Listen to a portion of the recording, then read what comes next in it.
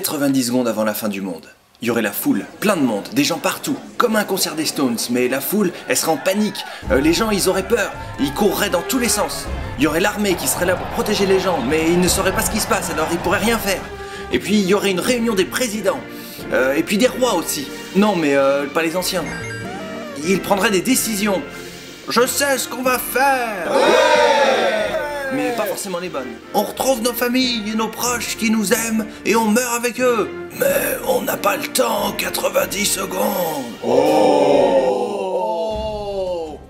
Il y aurait plus d'électricité, plus d'eau courante, plus de gaz, plus de recyclage, plus d'internet, plus de téléphone, plus d'école, plus de banque, plus d'assurance, plus de travail, mais ça les chômeurs ça changerait pas grand chose.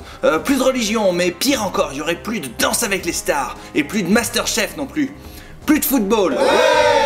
Bah ouais, faut bien des avantages. Mais il y aurait plus de catch non plus. Bah ouais. Il y aurait du feu partout. Toutes les villes brûleraient. Les plus grandes capitales seraient en cendres. Ça serait encore plus fort et plus définitif que toutes les actions réunies des terroristes barbus. Les immeubles s'effondreraient, écrasant des gens sur leur passage. Ils écraseraient aussi des animaux de compagnie. Il y aurait des avions qui tombent, des téléphériques aussi. Et puis quelques extraterrestres malchanceux. Et puis il y aurait des rats. Ils s'attaqueraient aux humains. Il y aurait des zombies, plein de zombies, bien plus. Et ils mangeraient les vivants. Il y aurait des monstres géants. Mais pas le Godzilla américain, il est trop petit. Il y aurait même le retour du Bibendum Marshmallow. Il y aurait aussi le retour des dinosaures. Et ils s'attaqueraient aux humains. Et puis ils attaqueraient les zombies parce qu'ils s'en foutent les dinos, ils font pas la différence.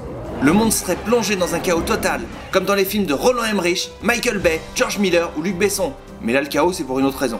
Il y aurait des survivants, mais pas beaucoup. Superman, il y a bien longtemps qu'il aurait quitté la Terre. Il resterait plus que Mad Max, Batman, les oiseaux de Angry Birds, puis leur chef, ça serait Chuck Norris. Il vivrait dans une grotte souterraine, mais tous les 4 jours, il serait attaqué par des Morlocks. À la surface, il n'y aurait plus rien, plus personne.